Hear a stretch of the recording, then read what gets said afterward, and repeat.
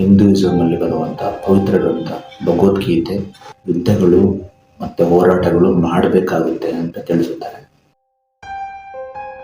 ಗೆಳೆಯರೆ, ಹಿಂದೂಗಳ ಪವಿತ್ರ ಗ್ರಂಥ ಭಗವದ್ಗೀತೆಯಲ್ಲಿ ಯುದ್ಧದ ಬಗ್ಗೆ ಮತ್ತು ಯುದ್ಧದಲ್ಲಿ ಪಾಲ್ಗೊಂಡ ಸೈನಿಕರ ಬಗ್ಗೆ ಏನು ಹೇಳಿದ್ದಾರೆ ಅನ್ನೋದು ಎಲ್ಲರಿಗೂ ಒಂದು ಪ್ರಶ್ನೆ ಇರುತ್ತೆ.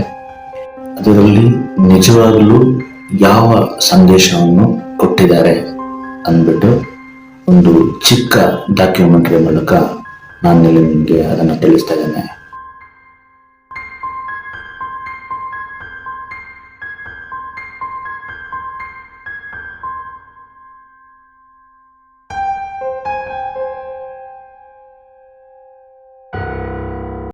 ನಾವು ಭಗವದ್ಗೀತೆಯ ಪ್ರವಚನ ಏನು ನಡೀತು, ಅದು ಏನಕ್ಕೆ ನಡೀತು ಅಂತ ನಾವು ನೋಡಿದ್ರೆ, ಅದು ಯುದ್ಧದಲ್ಲಿ ಅರ್ಜುನ ನಾನು ಯುದ್ಧ ಮಾಡಲ್ಲ ಮತ್ತೆ ಯುದ್ಧದಿಂದ ಆಕ್ಚುಲಿ ಆಚೆ ಈಚೆ ಸಾವನ್ನೋವುಗಳಾಗುತ್ತೆ ಅನ್ನೋದನ್ನ ಶ್ರೀಕೃಷ್ಣನಲ್ಲಿ ತಿಳಿಸ್ತಾ ಇದ್ದಾಗ, ಈ ಸಂದರ್ಭದಲ್ಲಿ ಶ್ರೀಕೃಷ್ಣ ಯುದ್ಧ ಮಾಡಬೇಕು, ಇದು ನೀನು ನಿನಗೋಸ್ಕರ ಮಾಡುವಂತ ಯುದ್ಧ ಅಲ್ಲ, ಇದು ಧರ್ಮ ಸಂಸ್ಥಾಪನೆಗೋಸ್ಕರ, ಅಂದ್ರೆ ಈ ದುಷ್ಟರ ಶತ್ರು ರಾಜ್ಯವನ್ನ ಸೋಲಿಸ್ಬಿಟ್ಟು ಯುದ್ಧದಲ್ಲಿ ಗೆದ್ದು ಧರ್ಮ ಸಂಸ್ಥಾಪನೆ ಮಾಡ್ಲಿಕ್ಕೋಸ್ಕರ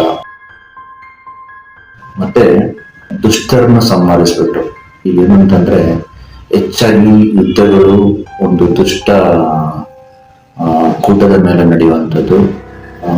ಅವ್ರೇನಾದ್ರೂ ಆಕ್ರಮಣ ಮಾಡಿದ್ರೆ, ಇಲ್ಲಾಂದ್ರೆ ದುಷ್ಟತನ ಜಾಸ್ತಿ ಆಗಿದ್ರೆ ಸಮಾಜದಲ್ಲಿ, ಇಲ್ಲ ನಮ್ಮ ಒಂದು ದೇಶದಲ್ಲಿ, ಆ ಸಂದರ್ಭದಲ್ಲಿ ದುಷ್ಟರನ್ನ ಸಂಹರಿಸಿ ಧರ್ಮ ಸಂಸ್ಥಾಪನೆ ಮಾಡಬೇಕು. ಮತ್ತೆ ಈ ತರ ನೀನು ಧರ್ಮ ಸಂಸ್ಥಾಪನೆ ಮಾಡೋದು ಇದೊಂದು ನಿನ್ನ ಕರ್ತವ್ಯ ಅಂತ ಹೇಳ್ಬಿಟ್ಟು, ಈ ಒಂದು ಭಗವದ್ಗೀತೆ ಅಂತ ಏನು ನಾವು ಈಗ ಓದ್ತಾ ಇದ್ದೇವೆ, ನಮ್ಮ ಕೈಲಿದೆ ಈಗ ಒಂದು ಪವಿತ್ರ ಗ್ರಂಥ ಹಿಂದೂಗಳದು, ಅದು ಯುದ್ಧ ಮಾಡೋ ಸಂದರ್ಭದಲ್ಲಿ ನಾನು ಯುದ್ಧ ಮಾಡೋದಿಲ್ಲ, ನಾನು ಶತ್ರು ಸೈನ್ಯದಲ್ಲಿರುವಂತ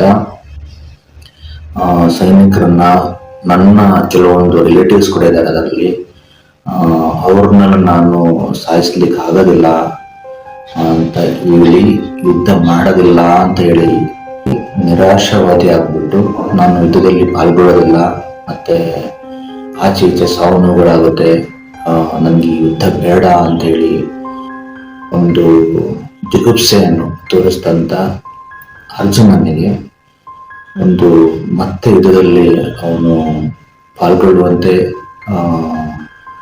ಶ್ರೀಕೃಷ್ಣ ಪರಮಾತ್ಮ ಮಾಡ್ತಾರೆ. ಅದು ಯಾವ ತರ ಅಂತಂದ್ರೆ ಭಗವದ್ಗೀತೆಯ ಪ್ರವಚನದ ಮೂಲಕ.